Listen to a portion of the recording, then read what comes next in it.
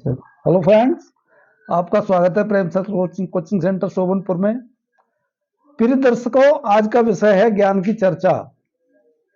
ज्ञान की चर्चा में आज हम आपको बताएंगे कि हमारी जो 5 ज्ञान इंद्रियां होती हैं उनका क्या काम होता है। हमारी 5 ज्ञान इंद्रियां होती हैं और 5 कर्म इंद्रियां होती हैं। कुल मिलाकर 10 इंद्रियां होती हैं।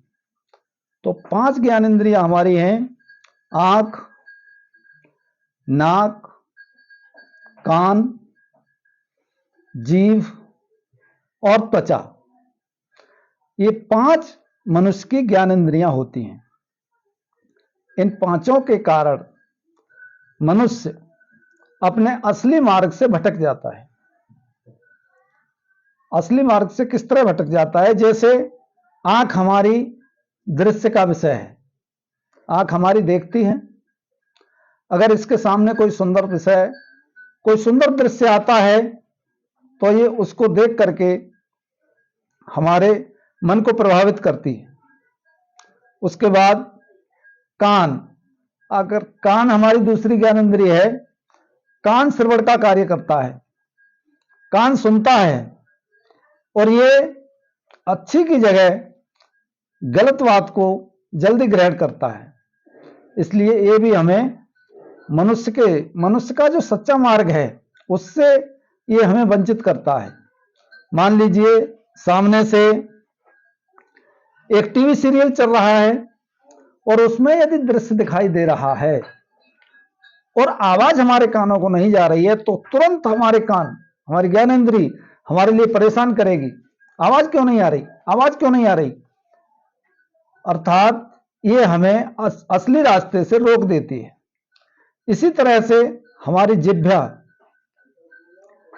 हमारी स्वाद चखने के चक्कर में हमारे शरीर को नुकसान देने वाले पदार्थ, जो चीजें, जो वस्तुएं खाने में हमारे शरीर को नुकसान देती हैं और यदि वही हमारे स्वादिष्ट लगती हैं तो ये जिह्वा ज्ञानेंद्रिय हमें मजबूर कर देती है उसे खाने के लिए और फिर वह हमें असली मार्ग से भटका देती है।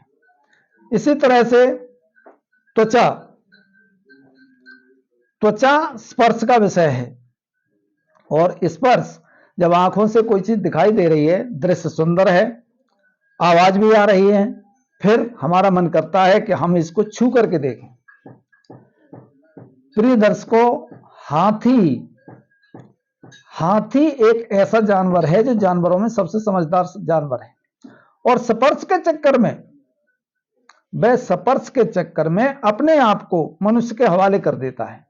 हाथी पकड़ने वाला एक नकली हथनी बना करके रखता है और एक गड्ढा खोदता है, उस पर वो नकली हथनी को रख देता है और जब हाथी देखता है तो उसे स्पर्श करने के लिए वो इतना विकल हो जाता है, जबकि हाथी इतनी क्षमता रखता है कि वो यदि उसका एक पैर भी सुरक्षित रहे तब भी तीनों अपने शरीर का बोझ वो उस पर रोक सकता है और वापस हो सकता है।